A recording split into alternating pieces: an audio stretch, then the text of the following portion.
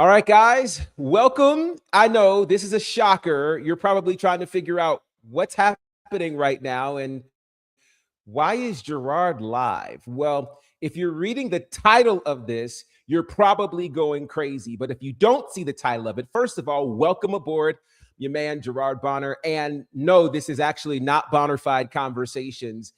You guys saw a picture about a week ago and you started asking questions and you started saying, are the boys coming back? Is the band back together? Well, kind of, sort of. Welcome to the Faction Reloaded.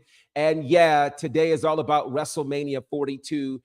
And I can't do this without the original brothers. So, first up, he is the WWE aficionado for all things Golden Age, Attitude Era, representing all things Mid South and this brother Brandon Clack is here. What's going on, brother? Oh, wait, Clack, can you hear me? Clack, you there? I'm sure you're saying something great, GB, but I can't hear you. You're kidding me right now. We are absolutely live, and you can't hear me? Unbelievable. Unbelievable. Okay. Well, with that said, let's try this one. He is all things. This is hilarious. Let's try this. He is all things Mid-Atlantic, NWA, WCW. Now, of course, in the world-class San Antonio area, it is the legendary Courtney Beard. What's up, brother? I feel like I gotta say, salute my people. Yeah, the boys are back. We are back. The boys are back. Oh my gosh, it's been a long. This NWA television title. Shout out Tully Blanchard, who is from San Antonio, who's one of the great TV champions of our time. Yeah. It's super good. It feels good. It looks good. Welcome aboard. All right, let's see if we can try this again. All right, I think he's back. All things WWE, WWF, all things Golden Age and Attitude Era. Clack is in the building. Clack, can you hear me? I can hear you. And what I'm also used to hearing is the late chatter of the not passed away, but the always late Courtney Beard. When I tell you, ain't nothing changed on this Faction show. We can't start on time for nothing. First off, I had some things I had to take care of. My God, and the listeners don't need to your know that. idea. You chose the time. The listeners have no idea what happens behind the scenes. My God. This you know what? Is this type of attitude right here that killed wrestling. Oh my God. Yeah. Some things never change. Shout out to John Dunn joining us. And John Dunn. This is what's so neat. You know, for years we did this show going all the way back to 2016. Oh, yeah. And again, that's a significant time because a lot of people weren't doing wrestling podcasts. They certainly weren't as proliferated as they are right now. But all of the things that we did, you know, we were in radio space, we were in podcast space, but we rarely ever went live like this. So I'm excited that we get to do this and see these comments live. We didn't tell people, listen, I broke every single rule that I have with doing this today. We normally promote shows. We like to get buzz and all the things. And we just said, we're going to go live. It's 2 days before Mania. Well, it's actually the day before Mania. We're going to get into that. Of course, WrestleMania 42 this weekend. I've been calling it Convocation because it is that significant to me. It is what we get excited for. It is that type of thing. So guys, let's start with this. This is WrestleMania 42. Why is WrestleMania so important? Clack, I'll start with you. Yikes. I don't know if I'm the one you should have started with to talk about the importance of WrestleMania. No, I'm talking about historically. Oh, yeah, sure. Historically. Now, I can speak from a historical context. I'm struggling to find the relevance of today, but for sure, WrestleMania is the linchpin of my creativity and all things articulation. And I do think that even beyond just me personally, I think people love the storylines that are presented to them. And hopefully somebody will come and inject some excitement into 42. Oh, Lord. Oh, boy. Here we go. All right, Courtney, why is WrestleMania important historically speaking?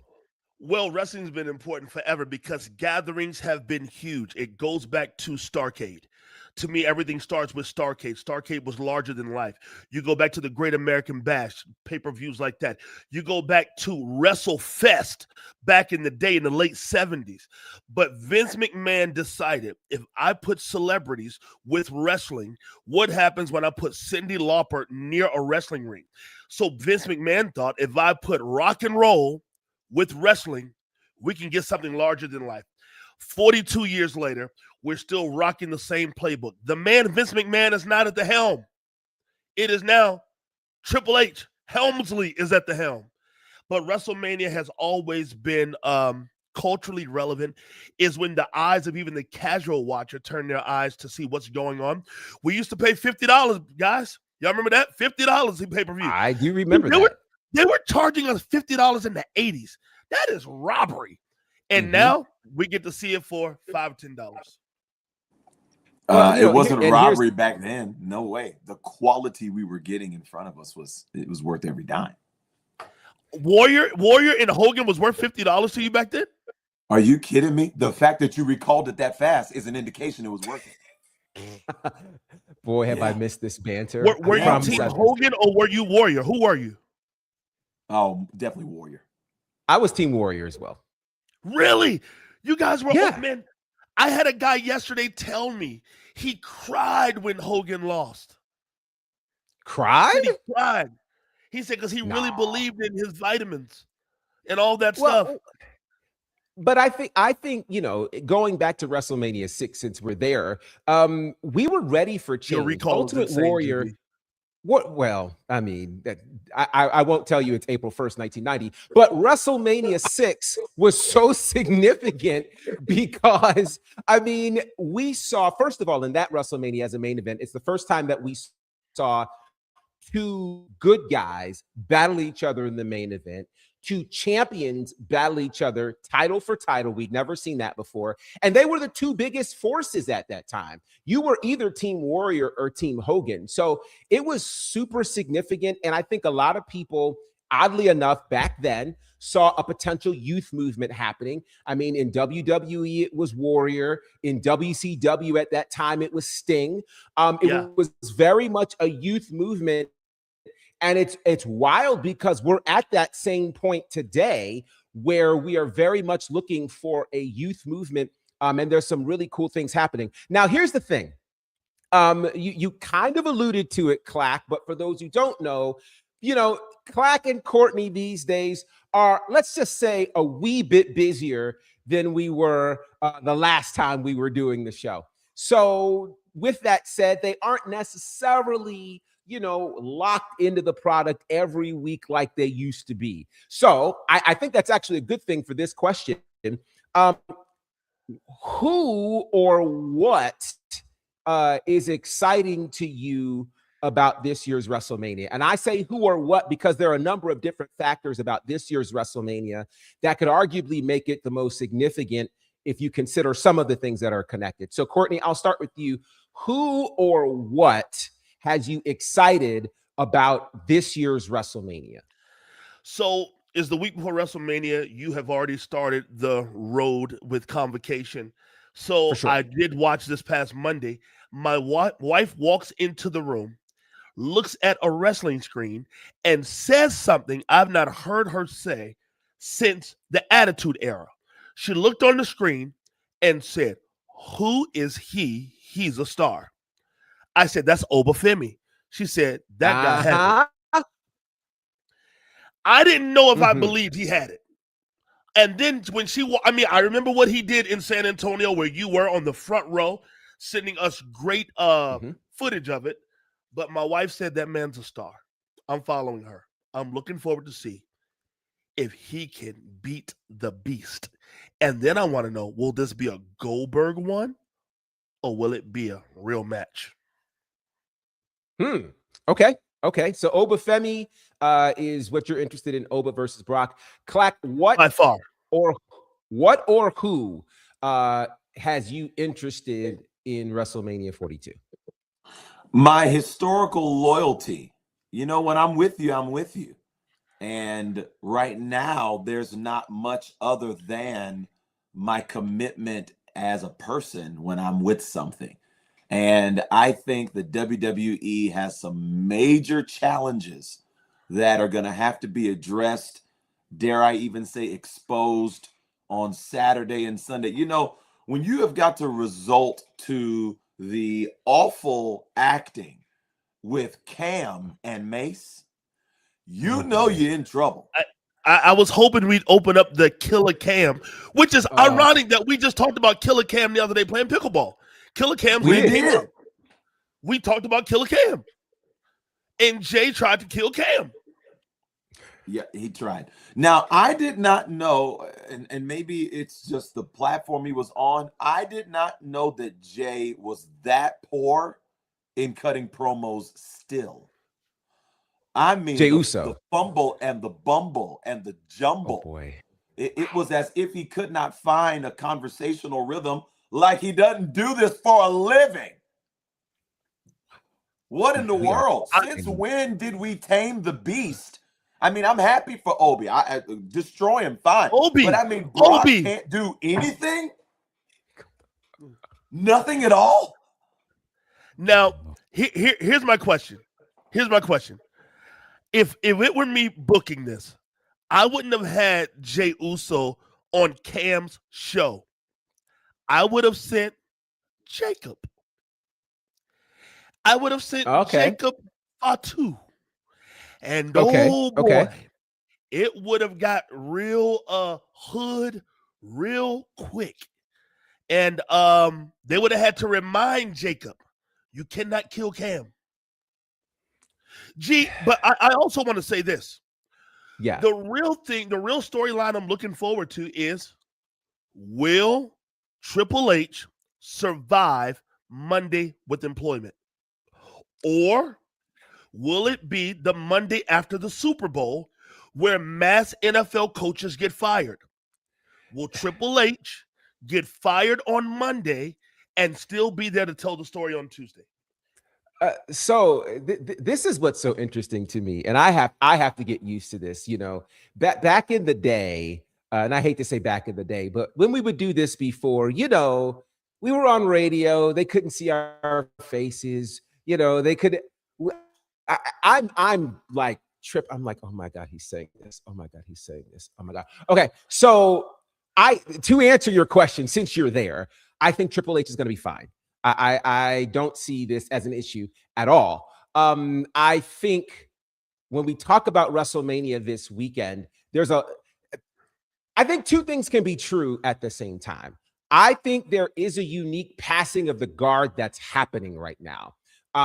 You cannot deny the star power of an Obafemi. Exactly.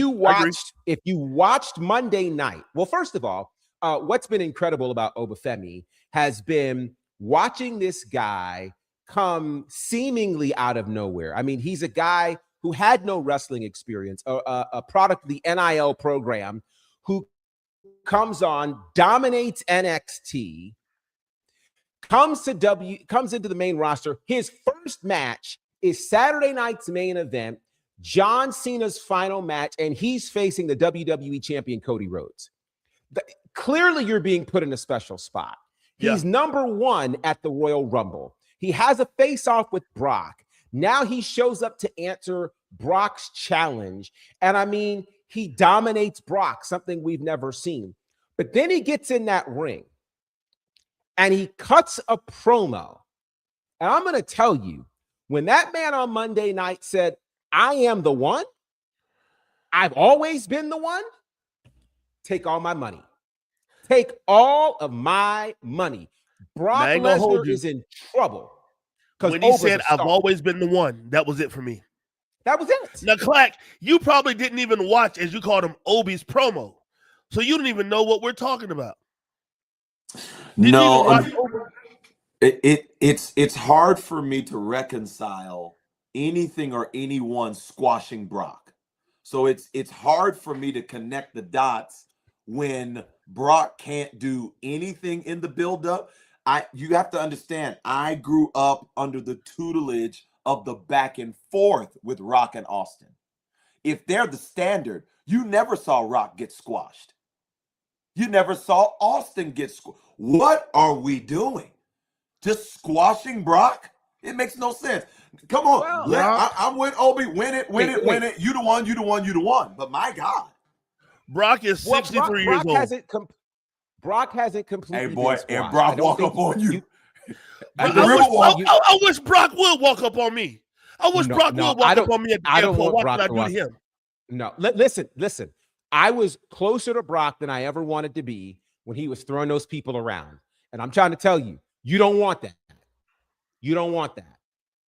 But ain't scared of Brock. Ain't scared of Obi. Who else got muscles? This Joel Tubman. Ain't scared of Joel Tubman. Everybody else got muscles. You just came on to talk trash, I see. But I will say Clark just leave? And I think he had to go. But I would say this: Brock did not totally get squashed. If you go back to the contract signing, they were throwing chairs. He threw Oba through a table, like it's a whole thing. So we're gonna have ourselves a really strong match and a really strong moment, I think. Now I want to ask you this because I think this is important. And I was saying two things could be true at the same time. There are elements about this WrestleMania that are going to be special. I think we have the come up of Oba Femi. I think we have certainly the coronation of Oba, the coronation of Trick Williams, who is one of the fastest rising stars, getting U.S. title shot. Listen, I think this could be the single greatest WrestleMania for wrestlers of color ever. Now, let me walk out my point. Walking into this, you have Oba versus Brock kicking off Sunday night. You have Javon Evans battling for the Intercontinental Championship in a ladder match, which is also going to be on ESPN. Those are the two Sunday night matches. The Sunday night openers. You've got Trick Williams fighting for the U.S. Championship. You have Jade Cargill walking in as the women's WWE champion, defending against Rhea Ripley, arguably the #1 female in the business. You've got also Lash Legend walking in as a women's tag team champion alongside Nia Jax, and they're doing incredible work right now. Then there is Saturday night, of course, kicking off with I Show Speed in the 6-man tag, which, again, some would say, well, he's not a wrestler. Here's the thing. This arguably is going to be the most successful space for Black wrestlers at a WrestleMania. Would you agree or not? Well, now that you've laid out the argument, I agree, because you have shown us masterfully where they play a part. I mean, we go back to, I won't say that there wasn't a role for Black guys because Mr. T was there in the beginning. But we also have not seen in the main event headlining spaces. I think the first was maybe The Rock. It's been a minute. It's really been a minute since we've seen that. Yeah. And that's about it. You had 19. You had 19 where you had Booker fighting for the world title against Triple H, but there was a lot of controversy around the lead up to that. And there is some historic value to this when it comes to people of color, especially with Oba and Brock. Yes. Because there has been the historical pattern that Brock has squashed often African-American competitors. And we are looking to see, is this the moment when Oba is able to rally and give him a push? So I agree with everybody else. The real win out of this is Javon. What's Javon, 19 years old? Okay. Yeah, he's like 21 right now. Yeah. And he has potential to be the youngest champion in WWE history. Javon is young, and I think that something great could happen with him. Here's what I know. Every competitor, Javon, Trick, and Oba, they all are going to put on great matches. Now, Clack, he as he bowed out so gracefully. Now, he did have a 10:30 that he had to go to, but I think he really tucked tail and ran. Mr. Loyalty over there, loyalty to the past. He won't acknowledge it. He'll be watching every second of it. Yeah. He'll be live texting us, because when Oba wins, it's gonna be a great way to start service. It is. It's gonna be a phenomenal way. I want to ask you this because several years ago, and I really wish I had time to go find the clip when you talked about potentially the day coming where we could see the WWE on Netflix. Now we are in the era where for the first time ever, WrestleMania, the first hour, will be broadcast on ESPN2 tomorrow night, ESPN proper on Sunday. Internationally, it'll be broadcast on Netflix. Also, it'll be broadcast on the ESPN app. How significant of a move is this for the franchise that is WrestleMania and the space that is WWE? It's box office. It's flat out box office. If you are a sports entity in today's world, ESPN is Google. They have the corner of the market on covering everything that matters to sports, from NBA to NFL to NASCAR to Major League Baseball, soccer, or international football, if you call it that. If it's ping pong, they cover it. And now they're including the glorious sport that we call professional wrestling. I think it's box office. I think they're doing something smart. They're drawing in the average fan with the first hour. Wrestling had become a little niche over time. And a little niche mean if you know, you know. We kind of became that if you know, you know. Now they're kind of opening up their hand to the world, palms open, and saying, how do we get the person who has not watched or the person who is watching casually to tune in? Well, they're going to give you Brock and Oba first for free. That's going to be that's going to be mighty. But after that, you're going to have to pay for it. I believe they could get some new followers. And I don't know who to congratulate on that. I don't know if that's a TKO thing. I don't know if that's a Khan thing. I don't know who that is, but I think it's good for business. Do you think that they put the right matches on ESPN and ESPN2? So tomorrow night we'll kick off with the 6-man tag match. I Show Speed and the Vision, which is Logan Paul and Austin Theory. They will be taking on the Usos and LA Knight. And then the unsanctioned match, Fatu versus Drew McIntyre. That's going to be the first hour tomorrow night on ESPN2. And then the first hour on Sunday is Obafemi Brock Lesnar. And the ladder match for the Intercontinental Championship, Penta, Javon Evans, Dragon Lee, JD McDonough, Rusev, and Rey Mysterio. Did they make the right move in putting those matches there? Well, there won't be a lot of technical wrestling. So if you're a wrestling fan, you're not going to get arm bars. You're not going to get lockups in the first hour. What they went for is action and power.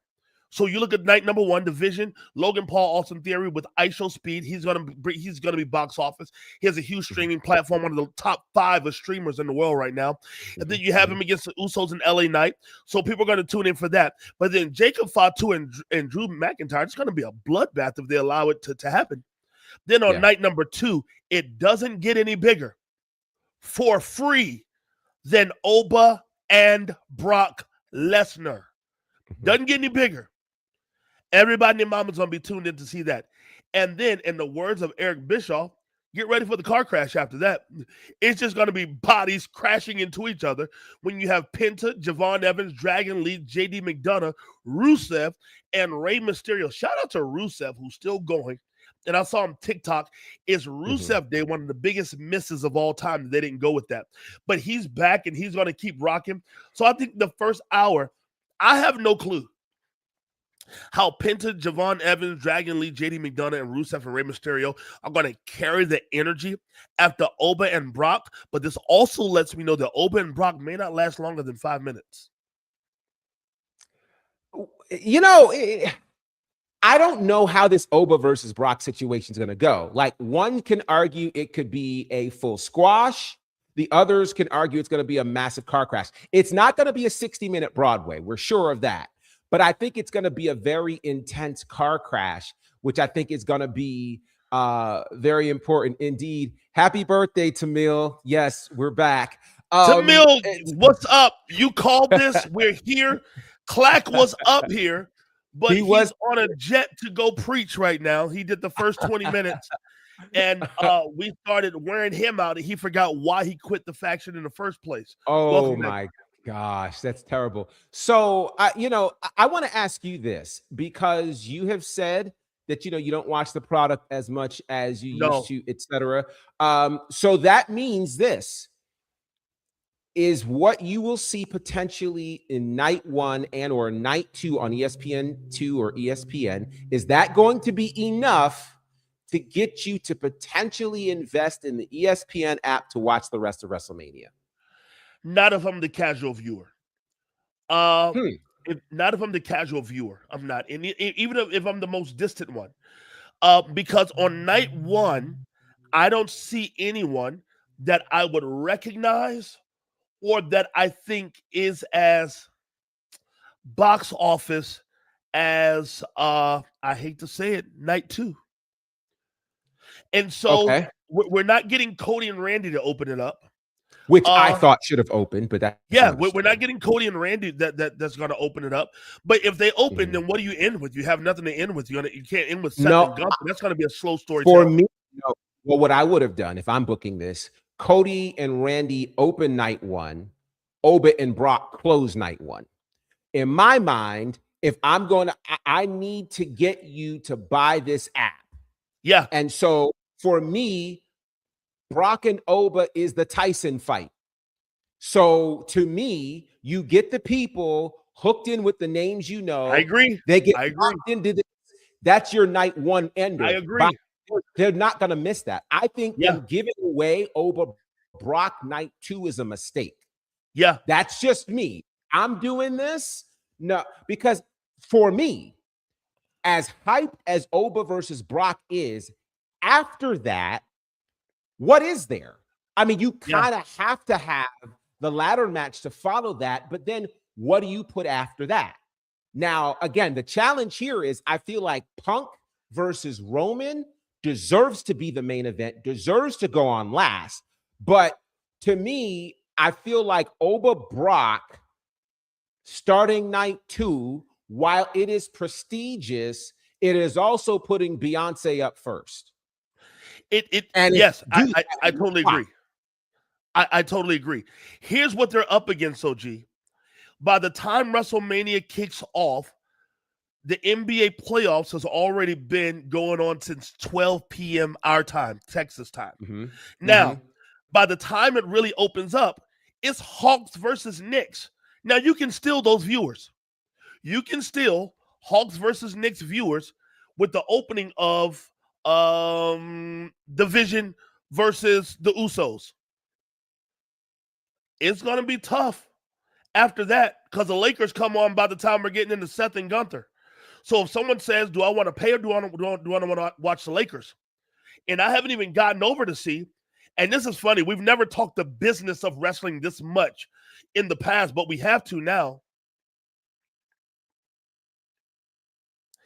Night number 1 is going to be a tough go to grab the casual person. I'm with you. I would have opened this up with Cody. Cody can sell. Cody's been on TV. Cody looks like somebody I want to watch. Cody's getting ready to be in a major box office film. Yeah, I would have opened with Cody and ended with Brock and Oba. And with that crowd yelling, Oba, Oba. Yeah. Michael Dixon. Because here's what one night only, we're back, baby. Yeah, listen, by the way, I got to shout out all the people here. Tamil is in here. Night 1 is very 20 local quartet groups singing 8 hours before the Canton Spirits hit the floor. That is hilarious. That's actually funny. Shout out to Dante. Well, they also have basketball Saturday on ESPN, so they don't want to cross those main event level matches. I get that. Michael, yes, it's good to see you, brother. Yeah. So for me, I just sit back and I feel like they scheduled this wrong. Oba Brock absolutely should have been the main event of night one. There's precedence for that. I think you started night one with Cody versus Randy Orton for a couple of reasons. It's enough legacy that people would remember. People remember Randy Orton. People remember Cody Rhodes. You've been inserting Pat McAfee unnecessarily. So there's enough mainstream connection what for a shot all fired. of that. What a shot fired, GB. Well, it's the truth. No. Pat McAfee being involved in this is completely unnecessary. The whole wrestling world knows it. But you've done it. So if you're going to do it, leverage that for the casual fan, if that's what you're trying to do, and give them a reason to buy. I don't think now this is a heavy thing to say. I don't think Cody versus Randy is enough to make me want to buy the app. No, but okay. I think we have to know when we're in a long game year. This is a long game year. So what do you think the long game is for this one? It's a throwaway WrestleMania. This is a pivot WrestleMania. This is a WrestleMania that sets up the future. So there aren't, every plan that they had, everybody got injured. This is why you don't fake an injury. Seth, you fake an injury, and now your whole crew went down. You came out there playing in our face. And next thing you know, the powers that be, I don't even believe in the ancestors, but the ancestors of wrestling came back and took out they 4 horsemen, Dusty Rhodes parking lot at your whole crew. That's hilarious. So they literally had to come back. Brandon Smithson, we love you, fam. Yeah. They had to come back and reorganize. This is a layup WrestleMania to what's going to be next. Next year, when we get Oba versus Braun, Braun Breaker. Braun Breaker, yeah. That's going to be craziness. When we get Logan Paul for one championship against Dom Mysterio, maybe for the other one, that's going to be craziness. Those dudes are making themselves open to be the next level box office type things. Don't forget, we got Trick. We got so many things that are happening. So this is a layup. Wrestling has never been older than it is now than it's been since the 80s, which is necessary. We need some veteranism in the ring. But this is a layup WrestleMania. For all of the thoughts, now, there are so many awesome comments here that I just want to be hard to beat next year's Roman versus Rock, because that is happening no matter what. Let me look at some of these comments. Tamil says there's enough that both true WrestleMania convocation goers and even potential newcomers would have gotten the app if they had done the 2 nights. Like I said, I agree, and I'm glad that you guys are seeing. Trevor says Brock versus Oba should be an Extreme Rules match. Trevor. That you know what, Trevor? How violent are you? It's a crazy car crash. It's worth it. Michael says Trevor is unnecessarily violent. But if you're going to have the people get the app, that's the thing. So Brandon, I agree. The money grab for year 2 in Vegas didn't work, so they pivoted. So here's what's interesting to me. I mean, it's all coming back to kick them in the butt. The greed of it all. I so don't want to go here, man. You have to be. They shouldn't have stayed in Vegas. Okay, so I'll say this. I do think that there's an interesting head-to-head challenge that's happening right now. There's the challenge, and it's a very unique space. And I think, in fairness, a lot of sports entities go through this. Okay, they go through the battle of how much revenue can we get against what's happening with the people who are stars, against how do we keep our fan base happy. It's a very wild space.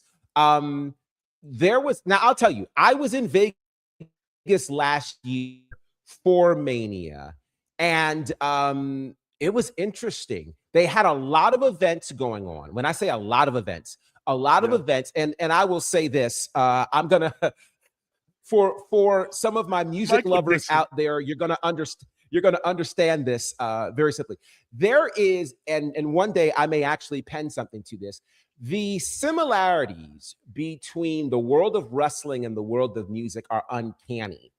What has happened with Wrestlemania is very similar to what has happened with the Stellar Awards, okay? So when the Stellars, several years ago, they were kind of the only thing when the Stellars happened. Then I'd say about 15 years ago, we had some other events start to get connected. Shout out Carlos Hale and Urban Soul Cafe. We had Bonnerfied. We had Yes Lord Radio. And all of a sudden, it became a destination where wherever the Stellars went, everybody wanted to do an event next to it. WrestleMania has become the same way, where it was just WrestleMania. Then all of a sudden, Ring of Honor for years was doing their Supercard of Honor. Then all of a sudden, a lot of indie promotions started doing things, and it became destination. Last year is where I think it hit the fever pitch. There was so much going on and so many promotions. And hey, I'm grateful because I got to work some of those promotions last year. Was very, very grateful for that. But it made it very difficult as a fan to figure out, what were you going to go to? You couldn't possibly go to all of the WWE events and hit up the indie events that you wanted to see, where all the new and hot stars were going to be and the dream matches were happening. You couldn't do it. So you had to pick. With them going back to Vegas, Vegas was a very expensive choice. And I'm going to just give me a second to be on the soapbox here. Vegas was an expensive choice for wrestling fans. And it was also a mismanaged choice for the Stellars. But that's another story for another day. But for wrestling fans who had decided, all right, I did my year in Vegas, I'm ready for New Orleans next year. When they made the switch, a lot of fans didn't like that. Yeah. On top of the fans not liking that, then came the pricing issues connected to WrestleMania. And then there were other issues connected. And I can tell you that a number of the promotions that went last year had already decided they weren't going back because it was just costly. So you have a completely different, and I'm not even talking about WWE costly. I'm talking about it's costly as an independent promotion when you're basically having to pay people, having to pay to get your stuff out there, rent a venue, all the things. It's a lot. So Vegas was a difficult choice. Yeah. And it was a difficult choice for other promotions. It was a difficult choice for the fans. And I'm not sure that it was necessarily handled in the best way.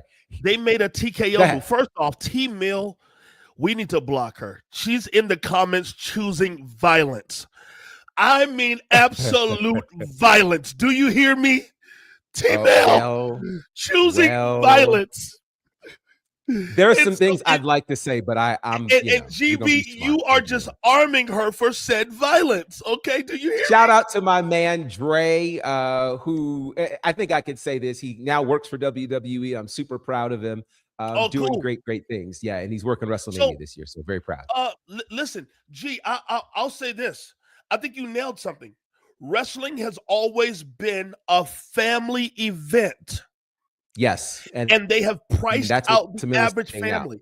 And by pricing out the average family, you're making it now a middle-class event. Well, guess what? What happened to the guy who was going to come and bring his kids?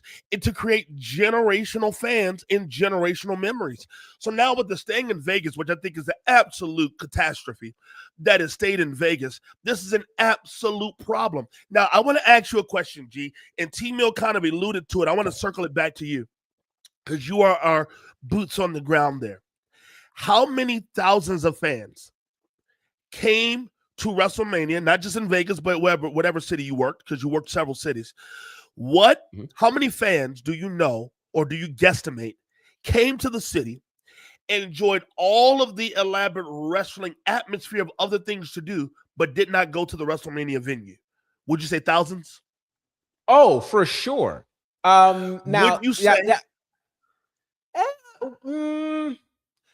I think probably a few thousand is safe. Would you say that if those few thousand were able to get their hands on tickets, that it would help to fill up that Vegas venue? Now, let me say this. And when you say that, I'm thinking about a couple of different cities. Philly was a different ballgame. Philly was packed to the max. I mean, and it was cold too, but it was packed to the max. It was a whole thing. 70,000 something both nights. I think we have to acknowledge a couple things. Allegiant Stadium is smaller than where they were in Philly, and it's smaller than the Superdome in New Orleans. So there's that. But I do think that you have to, granted, WrestleMania is the Super Bowl. The average football fan doesn't necessarily go to the Super Bowl. I agree, because I did Super Bowl weekend this year in San Francisco. I totally agree. You know what I mean? But the difference is the NFL and the WWE have catered. There is a cross section, but there's also a different fan base. I just think that it would have been a smarter move to try to make it as accessible as possible. I think that's the safest way to say that. I agree with that. And listen to me. I was ready to see a changing of the guard from Vinnie Mac. I really was. There are moments now that I kind of miss the second generation wrestling promoter, as I now believe he always tried to figure out how to get the young Vince McMahon who grew up poor into the venue at some level, ticket-wise. And I think you can tell now that we are driven by a mass corporation, and I hope they fix this. We got to get casual fans back in the building. I want to ask you this before we go. 2 questions, but my first one will be this.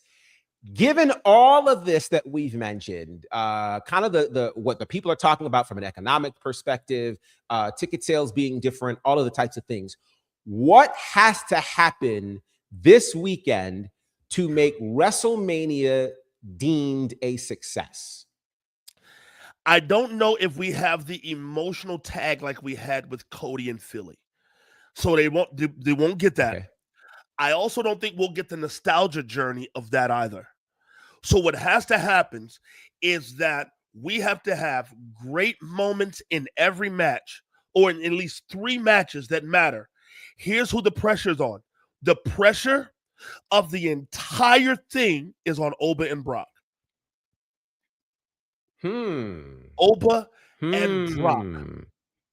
Because the world knows Brock Lesnar as the Beast. But my wife walked into a room and said, "Who's that guy?" If they can create a moment that the world can look on, LeBron James can tweet about, Steph Curry can tweet about, we can get these other people to acknowledge that was a thing. When Cody won in Philly, we saw the world tweeting about this or threading about it, whatever you do. I thread more than I tweet these days. Yeah. If you can get that, that's going to be what's needed. If it's just a great wrestling show, I'm afraid. Now, with all that said, Monday's going to be a train wreck, guys. You can miss, for all I care, you can miss Saturday and Sunday, but don't you dare miss Monday. It is going to be pandemonium on Monday. So let me get to some of these comments, because these comments are really great. Let's see.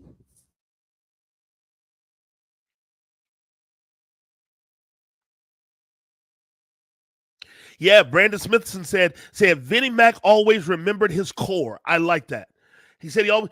Jonathan Driver said TKO is pricing the loyal fan base out. So Tamil says Vince had the "I was once young and broke" formula that they've lost for commercialism. Yeah, and that's a special thing. Let's see. Jonathan says TKO is pricing the loyal fan base out. My wife and I always go when they come to town. Seats we used to pay $400 for 2 seats are now $630 for 1 seat. Michael makes a very interesting point. He says Mania, though, is our Super Bowl. It was always accessible. I've been to 4 Manias, and altogether I've paid $1,500. And I think that's a very powerful statement. Let's see. Roman Reigns was just on ESPN and immediately named Obafemi as someone he wants to face. By the way, if you want to talk about how big Obafemi is, it's on socials right now. At WWE World last night, WWE had an Obafemi strutting contest where the fans had to strut like Oba, and Oba picked the winner in the middle of the ring and gave him a championship belt. Guys, we cannot miss these moments with these stars. Let's see. What would have happened? What would have to happen is no 2-minute matches at Mania. Let every match be a competitive match and a banger. I think, and here's the thing. I think with this connection to ESPN, you now have to have the moments that can end up on SportsCenter. Yes. That has to happen. If we don't create moments in space, but here's the thing I'm nervous about. Okay, just give me space. You guys know what we do around here. This reminds me, oh God, I can't believe I'm going to say this out loud. This reminds me of churches on Easter who realize I got to do something so significant that's going to get the people to come back. The challenge here is you don't want to be so desperate for a moment that you throw away what makes this thing great. So in a church setting, you know, as much as we want to have all the pomp and circumstance and the lights and it's church, it's Jesus, right? When it's wrestling, and if it's it's not wrestling. Who you are, you won't be able to do it again. Right. So here's the thing. At the end of the day, we cannot forget that what attracted us as wrestling fans wasn't Mr. T. It wasn't Cyndi Lauper. It wasn't Snoop Dogg. It was what they did inside that 20 by 20 ring. It was the magic of the storytelling that hooked us as kids and that keep us as grown adults. And it's still, here's the thing. What I would love for a lot of wrestling fans to do is to go to wrestling if they ever have it at like a MomoCon or a Comic-Con. Here's why. Most of those folks walk in and they don't know anything about pro wrestling. Yeah. And they get to watch indie stars and fall in love with the business in that moment. We cannot deny the power that exists in this sport we love called pro wrestling. At the end of the day, for all of the things that we do to get people's attention, there still has to be the main thing. Now, y'all put this wherever you want to put it. The main thing still has to be the main thing. And wrestling is what is on the billboard. So at the end of the day, we can't forget or deny the power of pro wrestling. And I think that if the WWE can do that this weekend, we've got enough matches on paper, that'll be great. But man, if these things deliver, they can win new fans. They can get people to sign up for the ESPN app. And they can, because here's the other thing they have to think about. To your point, Courtney, what happens on Monday? Yeah, facts. What happened? Because much like the church model, for church, after Easter, there's going to be Bible study Wednesday. There you go, fam. And we get to do it again on Sunday, and right? If we don't have any follow-up, they won't be back. Listen, and in the WWE world, after Saturday and Sunday, there's Raw, there's NXT, there's Raw SmackDown. has to come out guns blazing, not a promo. It's got to happen. It's got to happen. Blazing. It's got to happen. So we're going to see what goes down. I want to invite everybody to join us for Convocation this weekend. It's going to be absolutely amazing. Multiple ways for you to watch. If you are in our international audience, you can check it out on Netflix. It starts 6 p.m. Eastern. Work that out, whatever time zone you're in. If you are in the United States, you can watch the first hour on ESPN2 on Saturday, the first hour on Sunday on ESPN proper. You can, of course, check the whole thing out on the ESPN app. You can check it out via Hulu Live, YouTube Live, however you access that. But by all means, You got to be there. We're going to have all kinds of conversation going. Courtney, man, how can the people find you in this space? At I am Courtney Beard. Also, I've been heavy on Threads. Follow me on Threads. I'll probably be threading throughout Wrestlemania. So let me know. I love that. And let me just pause and say this before we throw this back. Before anybody else was doing wrestling podcasts, Gerard Bonner decided to do a wrestling podcast and stepped out on the steps of history and said, I want to get two other brothers to do it. And the first black team of wrestling podcasters I knew came out of Gerard Bonner's mind when he said, let's put together the faction. So I want to state it here first. This man has made and shaped history. And now when we look on the wrestling landscape of what's happening, it is his fingerprint all over it. Wow. Wow. That's very kind. I appreciate that. It's not kind. It's true. I appreciate it. And so shout out to all of my other friends in the wrestling podcast space. So many of them, man, I can start naming them my friends at Black Wrestling Alliance, Black Wrestling Podcast, Women's Wrestling Talk, a lot of other great spaces that are out there doing some fun things. But I am glad that we are here. Shout out to all of you who have joined us today for this impromptu. Listen, I broke every single rule of mine by doing it this way. We did not promote this. We did not announce this. We didn't do anything. We just said we're going live. So I appreciate all of you who joined us in the comments. Turn your notifications on.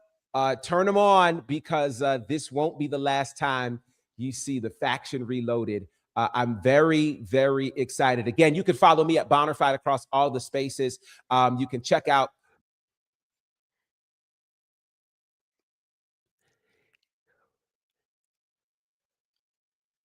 T. Mill said, I felt it in my spirit.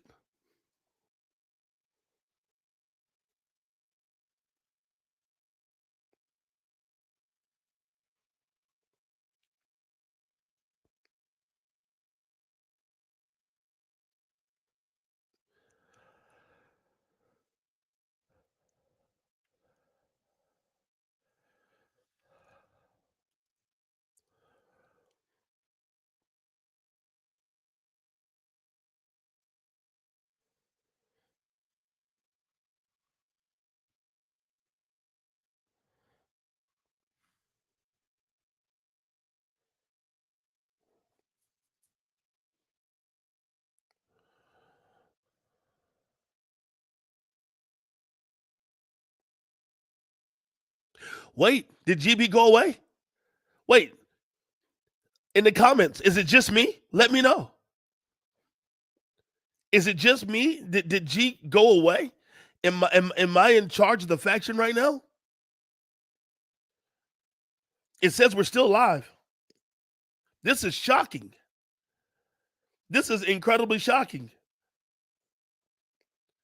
If we're still live, it knocked G out. How dare you knock G out? It's literally his show. I don't understand how it did that. But nonetheless, we're wrapping up. I appreciate you guys for sticking around. Brandon, Michael, Audrey, Trevor, everyone who joined in, thank you so much. This has been a blast. Yeah, I appreciate you guys so much. It's good to be back. Thank you guys again. Hey, we're live. This is what happens. But again, we got good things coming, more things coming. Stay connected to us here at The Faction. Peace.